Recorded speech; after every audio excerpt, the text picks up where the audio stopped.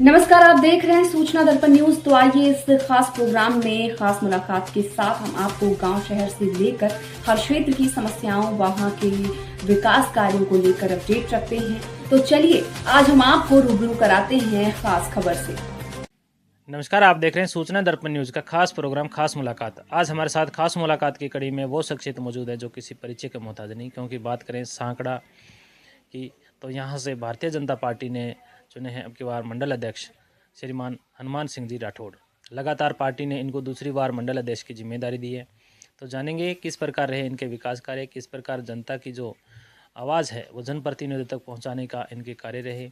आगे भी जानेंगे किस प्रकार विकास होगा और जानेंगे इनका राजनीतिक परिचय। तो सर, सबसे पहले तो हमारे चैनल में स्वागत है आपका। जी धन्यवाद। हनुमान सिंह जी, पार्टी ने दूसरी बार एक मंडल अध्यक्ष की जिम्मेदारी का पद सौंपा है। कैसा राजनीतिक बैकग्राउंड रहा आपका, किस प्रकार जुड़ाव रहा? मैं पार्टी का जन्म से कार्यकर्ता हूँ। मेरे परिवार जन्म से ही पार्टी से जुड़ा हुआ। मैंने कभी कांग्रेस को वोट नहीं दिया हूँ। मैं बीजेपी का कट्टर कार्यकर्ता हूँ। इसके लिए 2020 में पार्टी ने मुझे मंडल का महामंत्री बनाया।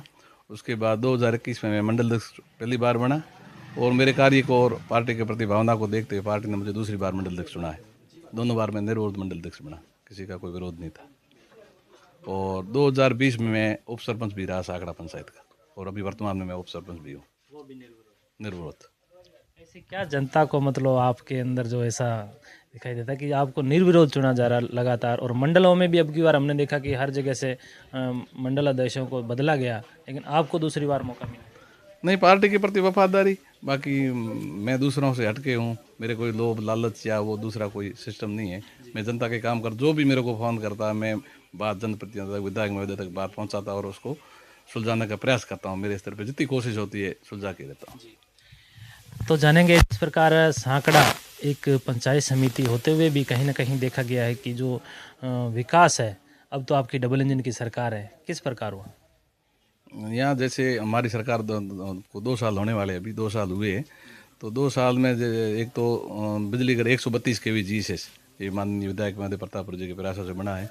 दूसरा खेतासर बिजली घर, वो भी विधायक महोदय के प्रयासों से। एक सन्नावड़ा बिजली घर और IN ऑफिस सांकड़ा बिजली घर, ये 4 काम सांकड़ा के लिए भी हुए हैं। इसके अलावा हम चाहते हैं कि हमारे जैसे सांकड़ा में पंचायत समिति हेडक्वार्टर की अभी चल रही है प्रक्रिया, और विधायक महोदय से हमने आग्रह भी किया, सरकार से भी किया कि हेडक्वार्टर यहाँ आए, और आने की पूरी संभावना आएगा। बात करेंगे जिस प्रकार हेडक्वार्टर, जिस प्रकार आपने बताया, तो उसके आधार पे देखा गया कि कहीं ना कहीं यहाँ पे जैसे शिक्षा का या जिस प्रकार पेयजल का, इन सुविधाओं का लाभ लोगों को किस प्रकार मिला है, क्या विस्तार होना चाहिए? पानी आता तो है पर पानी की थोड़ी कमी क्योंकि झीलार एक ही है हमारे सांकड़ा में। तो एक झीलार से अड़ोस पड़ोस की 10 गांव में सप्लाई होती है, तो एक झीलार काफ़ी नहीं है। इसके लिए अड़ोस पड़ोस में 2-3 गांव में झीलार बनना चाहिए, तो पानी की सप्लाई। और पीछे से भी पानी की सप्लाई कम आती है बिलिया से, वहाँ भी कुछ न कुछ नई पाइपलाइन वगैरह डालेंगे तो ही पर्याप्त पानी आएगा। बाकी पानी कम आता है, 5-7 दिन में एक बार आता है। इसके लिए विधायक महोदय को अवगत भी कराया, हम प्रयासरत है, हो जाएगा। बात करेंगे, कहीं ना कहीं देखा गया कि अधिकतर किसानों को और जिस प्रकार यहाँ के लोगों को एक बिजली की समस्या का भी सामना करना पड़ रहा है, तो उसमें क्या सुधार होना चाहिए? बिजली की समस्या है, क्योंकि यहाँ सीजन में जैसे कृषि की सीजन में समस्या आती है, जो वर्तमान में चल रही है इसमें थोड़ी समस्या चल रही है।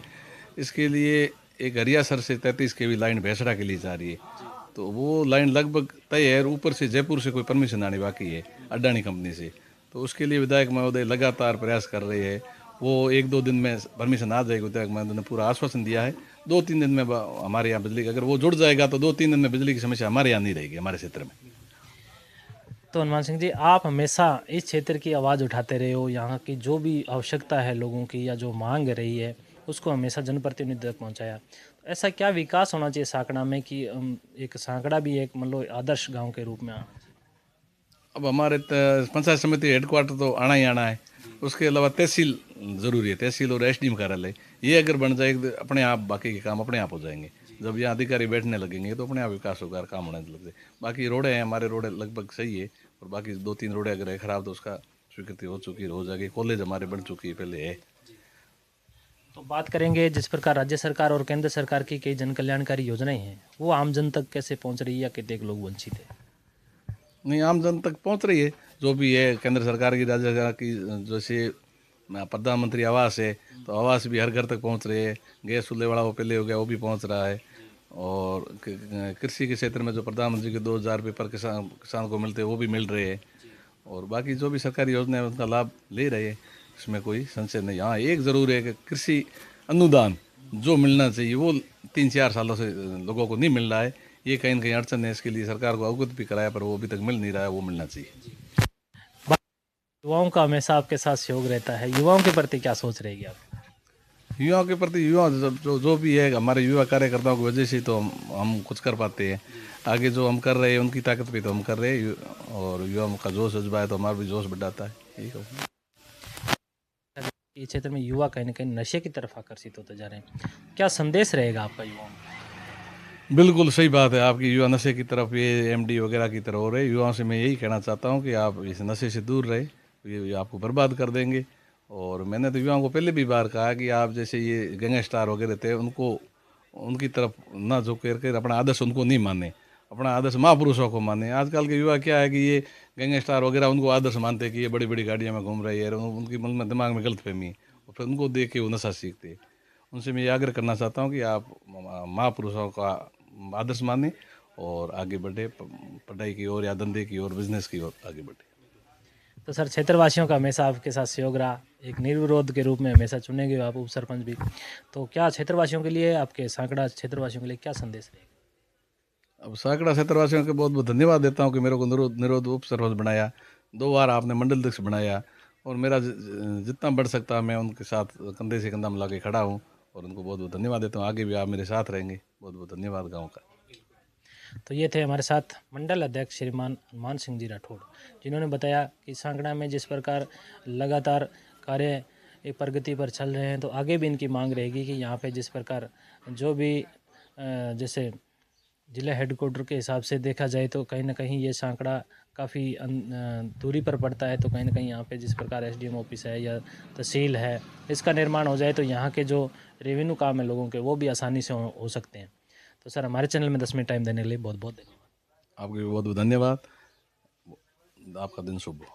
तक के लिए इतना ही। हम आपको गांव शहर से लेकर हर क्षेत्र की समस्याओं और वहां के विकास कार्यों को लेकर रखेंगे अपडेट। तो देखते रहिए सूचना दर्पण न्यूज, और हमारी वीडियोस को लाइक, शेयर व चैनल को सब्सक्राइब जरूर करें।